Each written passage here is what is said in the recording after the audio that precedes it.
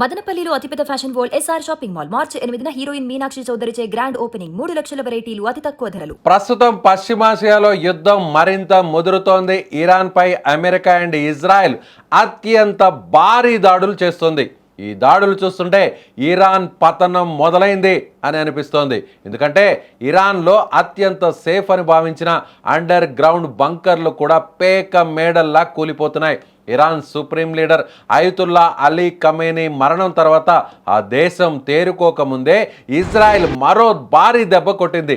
Tehran నడిబొడ్డున ఉన్న Khamenei నివాసం కింద అత్యంత శక్తివంతమైన భూగర్భ బంకర్ను ఇజ్రాయెల్ సైన్యం పూర్తిగా ధ్వంసం చేసింది. ఇది కేవలం ఒక దాడి మాత్రమే కాదు, ఇరాన్ అహంకారాన్ని మట్టి కరిపించిన వ్యూహం అంటుంది ఇజ్రాయెల్. ఖమేనీ మరణం తర్వాత ఇరాన్ ప్రభుత్వం, సైన్యం దిక్కు తోచని స్థితిలో ఉన్నాయి. సరిగ్గా ఇదే సమయాన్ని ఆసరాగా చేసుకున్న ఇజ్రాయెల్ మొసాద్ అందించిన పక్కా సమాచారంతో ఆపరేషన్ రోర్ ఆఫ్ ది హారియర్ను అమలు చేసింది. సుమారు 50 అత్యాధునిక ఫైటర్ జెట్ విమానాలు టెహ్రాన్ గగనతలంలోకి దూసుకెళ్లాయి. కేవలం నిమిషాల వ్యవధిలో 100కు పైగా బంకర్ బస్టర్ బాంబులను ఖమేనీ లీడర్షిప్ కాంప్లెక్స్ కింద ఉన్న బంకర్పై ప్రయోగించాయి. భూమికి కొన్ని వందల అడుగుల లోతులో యుద్ధ సమయంలో దేశాన్ని పాలించడానికి ఖమేనీ కోసం ప్రత్యేకంగా నిర్మించిన ఈ బంకర్ ఇప్పుడు శిథిలాల కుప్పగా మారిపోయింది. ఖమేనీ చనిపోయిన తర్వాత కూడా ఇరాన్ ప్రభుత్వ పెద్దలు, ఉన్నతాధికారులు అదే బంకర్ నుంచి పౌర సైనిక కార్యకలాపాలను నడిపిస్తున్నట్లు ఇజ్రాయెల్ గుర్తించింది. అందుకే దాన్ని పూర్తిగా ధ్వంసం చేయాలని నిర్ణయించుకుంది. నిజానికి ఈ బంకర్ కేవలం ఒక రక్షణ కవచం మాత్రమే కాదు, ఇది ఇరాన్ తదుపరి నాయకత్వానికి కీలకమైన స్థావరం.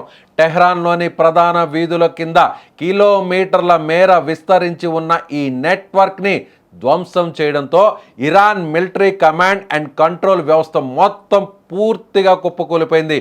నాయకత్వం లేక, సరైన ఆదేశాలు అందక ఇరాన్ సైన్యం ఇప్పుడు దిక్కు తోచని స్థితిలో పడిపోయింది. ఈ దాడి వల్ల ఇరాన్ మిసైల్ ప్రయోగ సామర్థ్యం గణనీయంగా తగ్గిపోయిందని రక్షణ రంగ నిపుణులు విశ్లేషిస్తున్నారు. అగ్రరాజ్యం అమెరికా మద్దతుతో ఇజ్రాయెల్ కొనసాగిస్తున్న ఈ ప్రతీకార దాడులు ఇరాన్లో పెను మార్పులకు సంకేతంగా మారుతున్నాయి.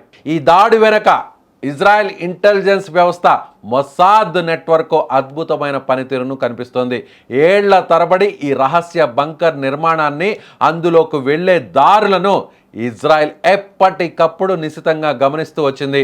ఖమేనీ మరణించిన మిగిలి ఉన్న ఉన్నత స్థాయి అధికారులు ఈ బంకర్ను షెల్టర్గా వాడుకుంటున్నారని తెలియడంతో ఈ భారీ దాడికి ప్లాన్ చేసింది ఇజ్రాయెల్.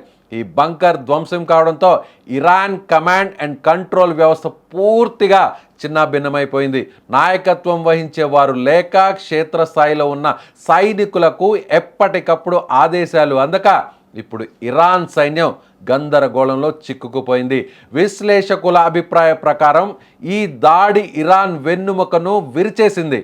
ఇరాన్ ప్రయోగించే మిసైల్ దాడుల సామర్థ్యం గణనీయంగా తగ్గిపోవడానికి ఇది ప్రధానంగా కారణం కాబోతుంది. ఎందుకంటే దాడులను పర్యవేక్షించే ప్రధాన కేంద్రమే ఇప్పుడు లేదు. మరోవైపు దేశంలో ఇంటర్నెట్ సేవలు నిలిచిపోవడం, ప్రజల్లో ఆందోళన పెరగడం చూస్తుంటే ఇరాన్లో పెను మార్పులు వచ్చే అవకాశం కనిపిస్తోంది. దశాబ్దాలుగా ఇరాన్ను శాసించిన వ్యవస్థ ఇప్పుడు పతనానికి అంచున నిలబడింది.